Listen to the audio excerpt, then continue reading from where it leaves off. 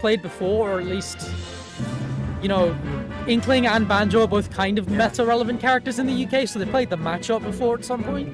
Banjo especially is annoyingly meta-relevant in this country. Yeah, a lot of people playing Banjo. Surprising.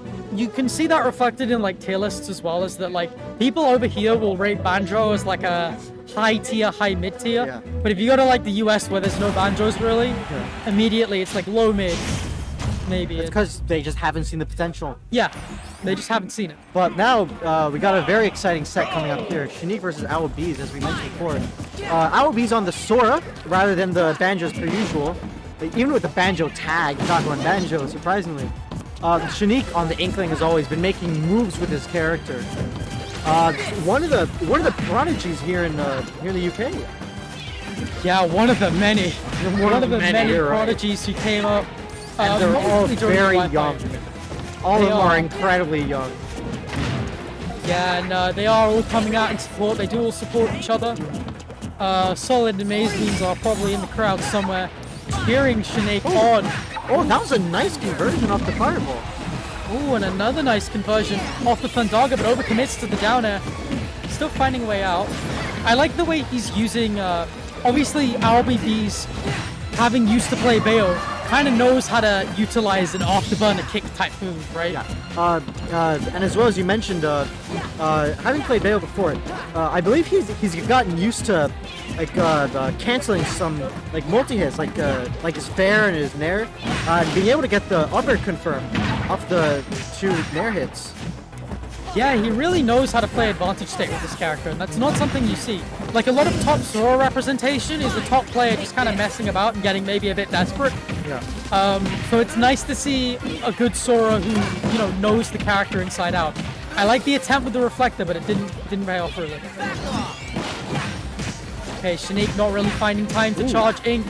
Some good harassment, trying to get the noops, the nair loops. Very difficult, but very, very rewarding if you hit it off.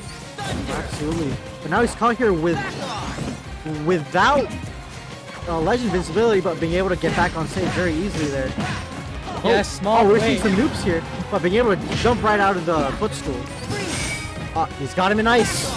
Oh, yeah, tried to wait for Shaneak to max out, because otherwise, no knockback supply, dead. Yeah, there's a roll, yeah. Getting hit confirms off out of ice, especially with many characters like Ice Climbers and now Sora. It's surprisingly difficult. Yeah, because you have to wait for your opponent to come out, so you have to kind of guess when they're going to mash out, and then you have to time it, ideally with the multi-hit, so you've got a little bit more free reign in terms of your timing, but it can be difficult, honestly, which is very surprising. Because you'd think it'd be easy, right? You'd think it'd be like a berry or something. Oh, no way. Yeah. So it's a very good recovery. Both these characters have very good recovery for that matter. But challenging him a bit too much there. Shaneak was at a very, very high percent there. Owl was being able to get back to the upbeat. Shaneak getting a little bit desperate for the comeback there, looking for that stage spike to try and level things. Was at a big percent deficit, and it's only really increasing now that Owl's had a little bit more of a chance to recollect himself, get some extra damage on Shaneak's last stock. Booyah! That could be death. Yeah, it's a classic. Classic, you gotta know the percents, you gotta hit the graphic. Alright. Using the bomb once you're off stage is a very, very good thing to have in being able to cover your recovery back to life, essentially. But now getting him caught in the jab, 40%, was now covered in ink. That's going to make him take a lot more damage. Up throw into the up air, into the double back air. Already at 78% off of the jab. Wow. Really smart from Shaneak to know that Owl would be like trying to mash out the fastball instead of like taking a normal defensive option. Just continuing to apply the pressure, and now he's back in. He's still at a dangerous premiere and only on his final stock. Very good ledge get up. Oh, he's fishing for these up airs. Gotta try and find the opening now. Shaneak dashes. Ooh, barely getting it. Yeah. Dashes just in front of the Thundaga, starting to recognize when he can do that, and that is really key to the matchup. It's a very dangerous position for Shaneak, being off stage against Sora. Sora's being able to go as deep as he wants, but the uppy out of field gonna take it. Sora uppy kills Fails early. Yeah, and it was smart from OwlBBs to reverse it so that he knew it would connect. So, good stuff from the OwlBB Sora. First time I'm seeing it, and I'm very impressed. Yeah. Take the game off Shaneak. Yeah, very impressive indeed. It is a character that he is committing to. He's not going into the Sora with, you know, half-heartedly, just bringing it out to mess about. He is there to play that character. Yeah. I'm pretty sure he likes Kingdom Hearts. I'm pretty sure every Sora main I've ever spoken to likes Kingdom Hearts. I don't think people play Sora because he's fun, unfortunately, for that character. Nah, well...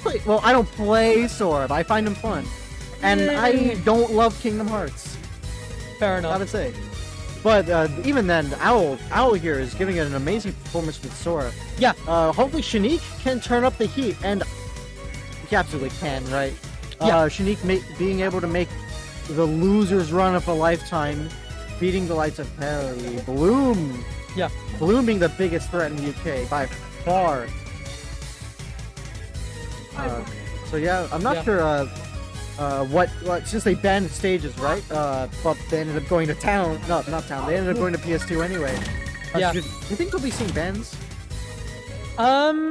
Maybe. They were talking to each other, so I assume so. I assume we're going to see a little bit of a different stage. The stage we might see is PS2 anyway. Nope, we're going right back. But yeah, that's likely just because it wasn't banned and they weren't. Don't you love it when you ask the gentleman PS2, they say no, so you ban stages, but you go to PS2 anyway? That's my favorite. That's my favorite part. All right. Of course, Tea Party wasn't the only major Shaneak's won with Bloom in attendance. Big Lab 4. I remember, yeah. Yeah. Big Lab 4. Very, very big event. Beat EMAS in grand finals, who actually beat Bloom. Very, very good one. In general, two very dangerous opponents. Shaneak being able to best them both. Yeah, and with Shaneak, the question is always consistency over necessarily how amazing they are. It's just, can he reach that level again? One thing that I do like is that he has committed to Inkling now. And that did start at that Big Lab where he was just like, I'm going solo Inkling. Yeah. And that's it. And like, as an ex-Inkling main, I gotta hand it off Shaneak. Inkling, honestly, in today's meta, a particularly stressful character to play. Of course, having the gimmick of Ink and Roller, but compared to what the DLCs have, and even some of the regular characters, like the top tiers of these days, Inkling is struggling to keep up in the meta a little bit. But Shaneak proving that it's still possible. Yeah, and Shaneak is trying to make the most of Inkling's edgeguarding capabilities, but in this matchup, that's not really the play, and it's understandable because you really want to edgeguard people as a character who can't really kill in the traditional way. But unfortunately, this isn't really the matchup for that. You can see Shaneak is starting to hard camp now, starting to really play around the fact that he has a lead, use those splash shots to gain as much ink as possible, make killing a little bit earlier, use those grenades as well, and just force OwlBBs to approach. He's playing a floaty character. And something you mentioned that I'm now definitely noticing is Shaneak's usage of Roller.